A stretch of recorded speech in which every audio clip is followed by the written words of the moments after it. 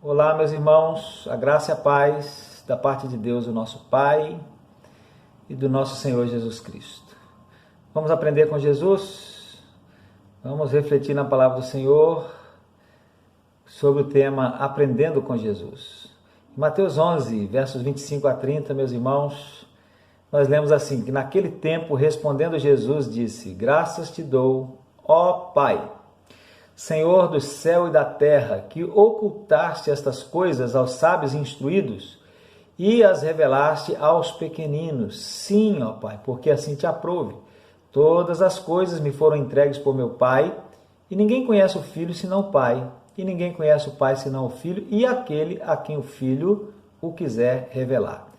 Vinde a mim, todos os que estáis cansados e oprimidos, e eu vos aliviarei. Tomai sobre vós o meu jugo e aprendei de mim, disse Jesus, que sou manso e humilde de coração. E encontrareis descanso para a vossa alma, porque o meu jugo é suave e o meu fardo é leve.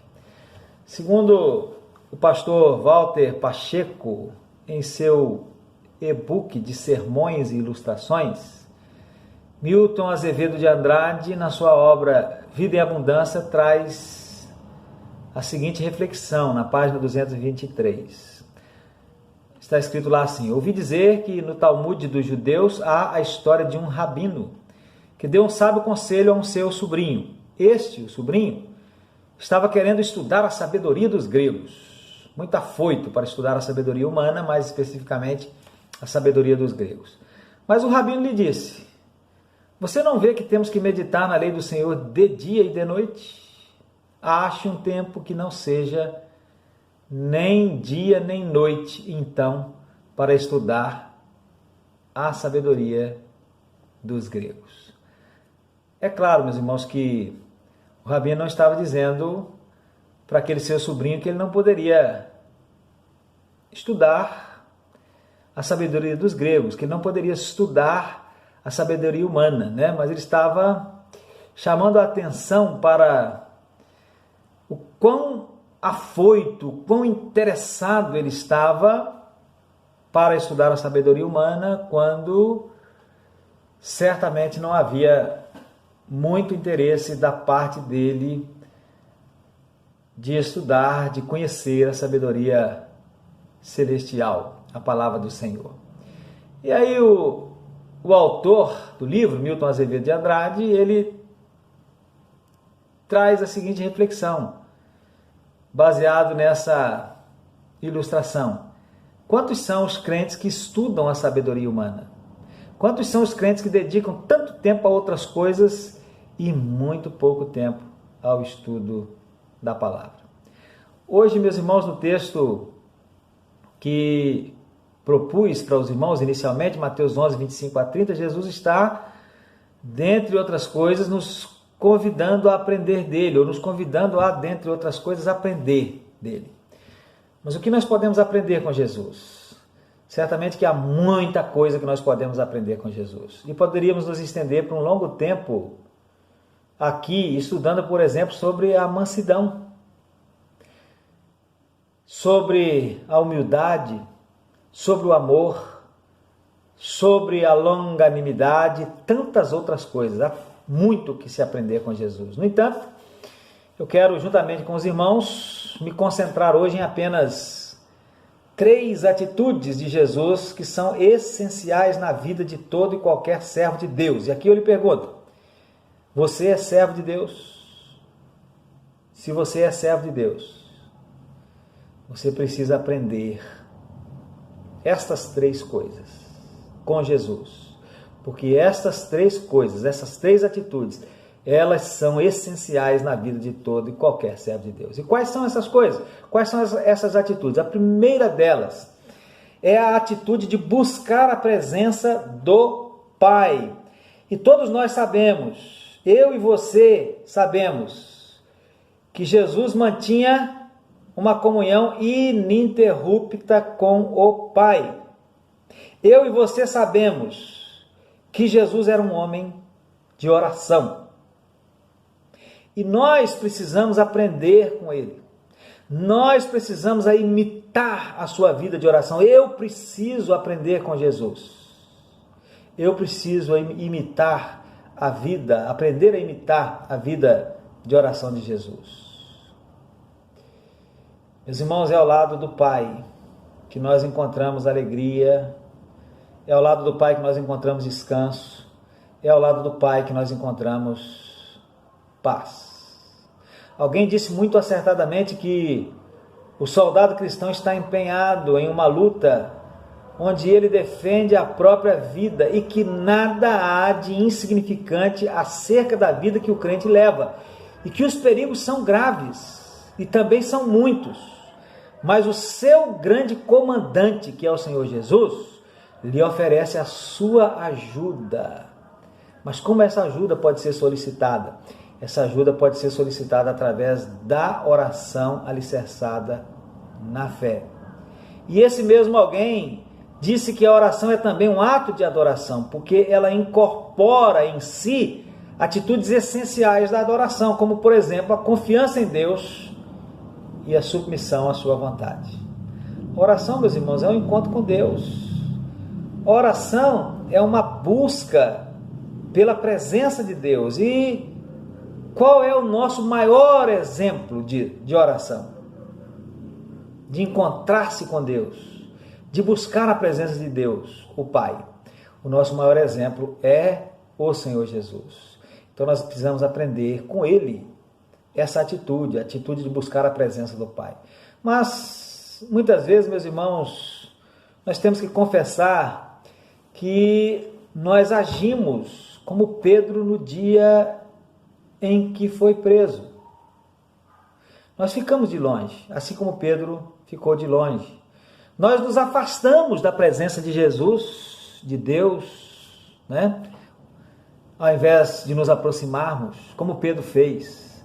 Não buscamos intensamente a presença do Pai em oração.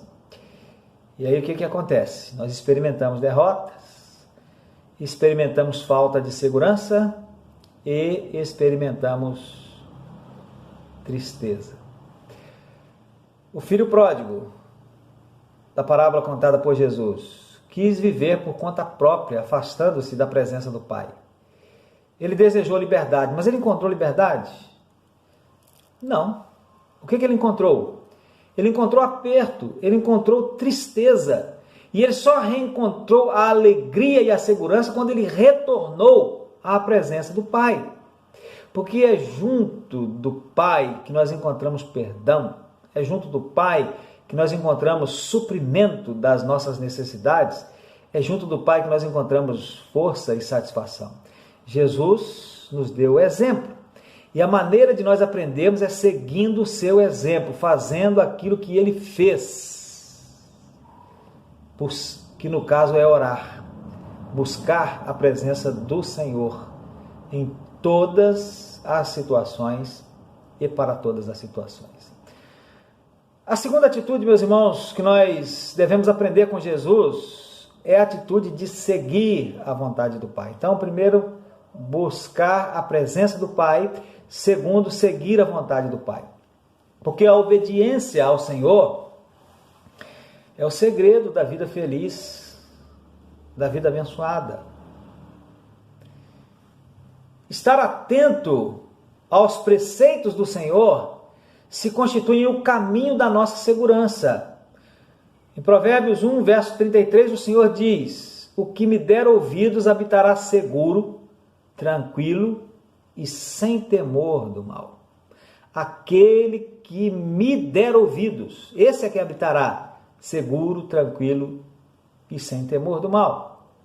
Aos descuidados e no perigo de afastar-se Deus, através do profeta Jeremias, no capítulo 6, verso 16, ele leva a seguinte advertência. E traz também, porque é para nós também, né? Assim diz o Senhor: ponde-vos à margem no caminho e vede. Perguntai pelas veredas antigas qual é o bom caminho. Andai por ele e achareis descanso para a vossa alma. Mas eles dizem: não andaremos. O povo lá no passado não queria andar. Então Deus os adverte, né? Olha, vocês têm que perguntar pelas veredas antigas qual é o bom caminho e andar por ele, porque só assim achareis descanso para a vossa alma. O nosso Senhor Jesus, meus irmãos, ele se deleitava em fazer a vontade do Pai. Uma certa ocasião ele chegou a dizer aos seus discípulos: a minha comida é fazer a vontade daquele que me enviou. No Getsemane ele orou e pediu que a vontade do Pai fosse realizada. Nós, entretanto, temos que confessar que muitas vezes agimos com indiferença, agimos com orgulho, agimos com rebeldia, agimos com insubordinação, e quando assim nós agimos, nós sofremos a consequência ou as consequências dessa nossa loucura.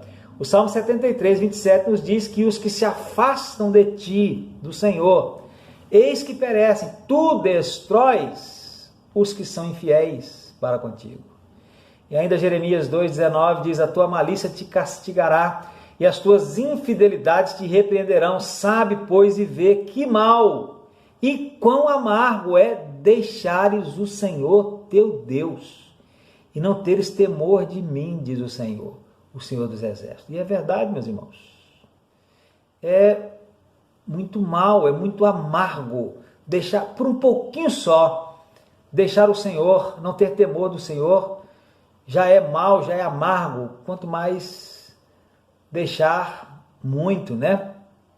E quanto mais deixar sempre, né, o Senhor. Só quando nós renunciamos ao mal e quando nós nos submetemos plenamente a Ele é que nós entendemos o quão boa, o quão perfeita e quão agradável é a sua vontade. Como nós lemos lá em Romanos capítulo 12, né? E daí então o conselho do apóstolo Paulo em Efésios 5,17 e também no capítulo 6, verso 6, no capítulo 5,17 ele diz: não vos torneis insensatos, mas procurai compreender qual é a vontade do Senhor. Não procurar compreender qual é a vontade do Senhor é uma insensatez. E no capítulo 6, verso 6, ele diz que nós não devemos servir à vista como para agradar aos homens, mas como servos, fazendo de coração a vontade de Deus. Conta-se, meus irmãos, que na batalha de Itororó, no dia 6 de dezembro de 1686, entre ataques e contra-ataques de brasileiros e paraguaios, numa extraordinária violência, o coronel Fernando Machado caiu morto. O general Argolo, ferido, tentou ultrapassar a ponte sobre o rio Itororó, mas os paraguaios lançaram um violento contra-ataque. Duque de Caxias, então, se apercebeu de que aquele instante era dramático.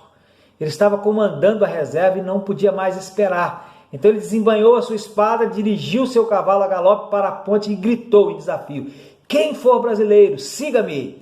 E a ponte, então, foi assim tomada. E o tirânico inimigo teve que se retirar abatido.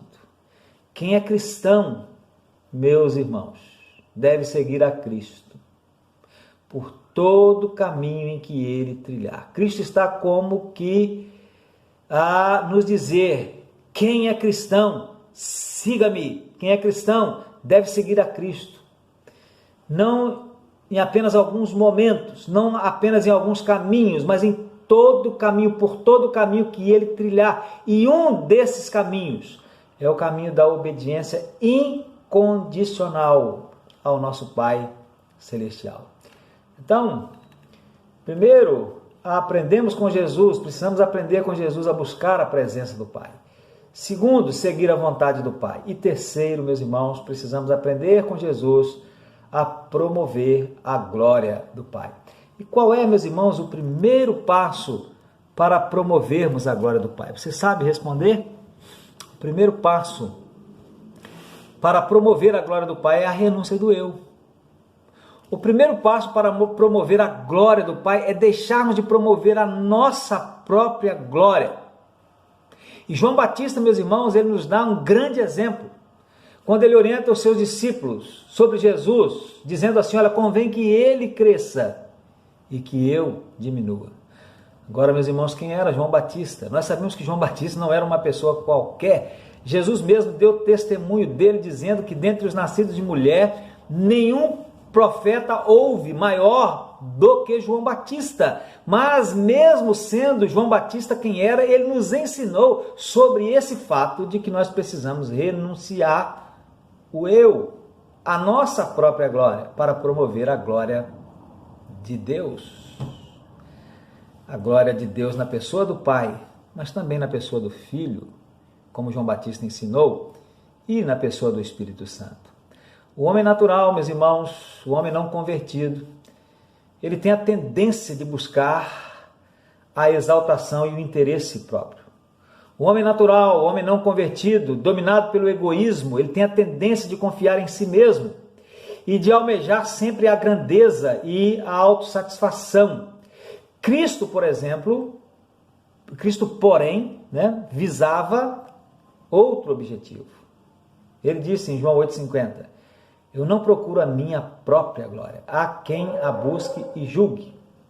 Em João 17,4, em sua oração sacerdotal, ele diz, falando ao Pai, eu te glorifiquei na terra, consumando a obra que me confiaste para fazer. E orientando os seus discípulos, em Mateus 5,16, ele diz, assim brilhe também a vossa luz diante dos homens, para que vejam as vossas boas obras e glorifiquem. Glorifiquem a quem?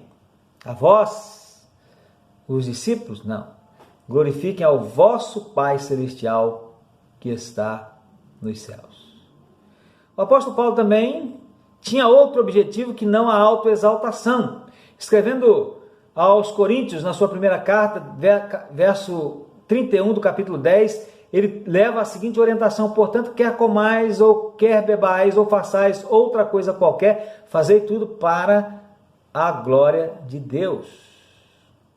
E Filipenses 1,20, ele diz, segundo a minha ardente expectativa e esperança de que em nada serei envergonhado, antes, com toda a ousadia, como sempre, também agora, será Cristo engrandecido no meu corpo, na minha vida.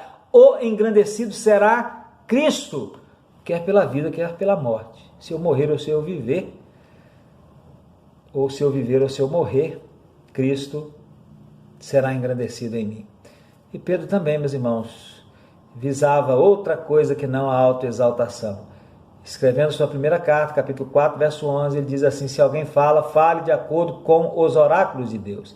Se alguém serve, faça-o na força que Deus supre, para que em todas estas coisas seja Deus glorificado por meio de Jesus Cristo, a quem pertence a glória e o domínio pelos séculos dos séculos. Amém. Em todas as coisas seja Deus glorificado. Então, concluindo, buscar a presença do Pai, seguir a vontade do Pai e promover a glória do Pai. Jesus fazia tudo isso e muito mais. E nós precisamos aprender isso com Jesus. Jesus é o nosso padrão perfeito nessas coisas. Cabe a nós, seus discípulos, seguirmos o seu exemplo, lembrando sempre que aprender, meus irmãos, requer algumas atitudes. Pelo menos 5. Aprender requer interesse. Aprender requer atenção. Aprender requer esforço. Aprender requer dedicação. Aprender requer perseverança. Então nós temos que ser interessados, atenciosos, esforçados, dedicados e perseverantes em aprender com Jesus essas coisas para seguirmos o seu exemplo. É preciso ouvir o ensino de Jesus, é preciso observar a atitude de Jesus e é preciso seguir o exemplo de Jesus. Que Deus nos abençoe, meus irmãos, que o Espírito de Deus aplique essa palavra ao nosso coração e nos ajude a aprendermos na prática, aprendermos a praticar essas coisas com Jesus, aprendemos com Jesus a praticar estas coisas, buscar a presença do Pai, sermos pessoas de oração, de busca da presença de Deus, seguir a vontade do Pai, obedientes ao Pai e promover unicamente a glória do Pai. Amém?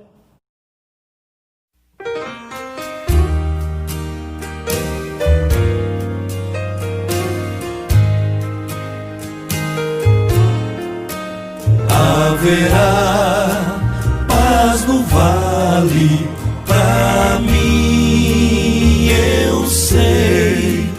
Muito cansado estou, mas procuro o Senhor. Dele a voz eu almejo ouvir. Na gloriosa manhã ou à noite ao dormir, haverá paz no vale pra mim.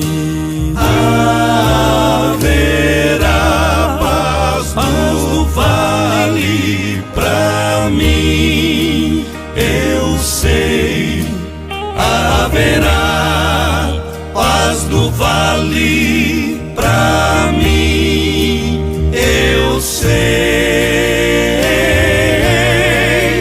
Nem a sombra da noite ali verei. Haverá paz no vale pra mim. Quando o sol surgir no horizonte além e mostrar todo o vale em flor, eu ali quero estar, muito alegre a cantar, na presença do meu bom Senhor. Haverá paz no vale pra mim, eu sei. Haverá paz no vale pra mim, eu sei. Nem a sombra da noite ali